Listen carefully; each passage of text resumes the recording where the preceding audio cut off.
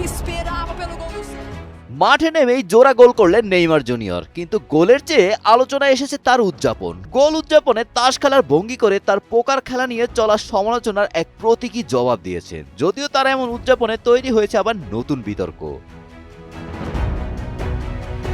বিশ্বকাপ থেকে ব্রাজিল বাদ পড়ার পর পোকার টুর্নামেন্টে খেলতে যান নেইমার জুনিয়র, ফলে ফুটবলের প্রতি তার ডেডিকেশন নিয়ে তখন তৈরি হয়েছিল প্রশ্ন।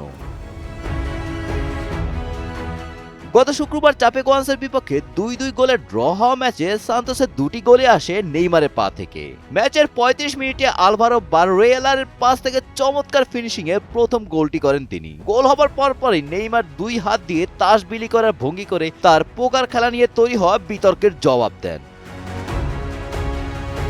এরপর 2-1 গোলে পিছিয়ে থাকা অবস্থায় ম্যাচের 89তম মিনিটে যখন দল হারের মুখে, তখন ঠান্ডা মাথায় পেনাল্টি থেকে দ্বিতীয় গোল করে সান্তোসকে নিশ্চিত পরাজয় থেকে বাঁচান Neymar.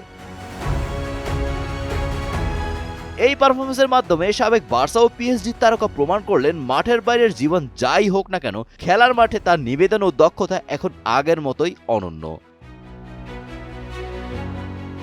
Golam Rabbani, Times today.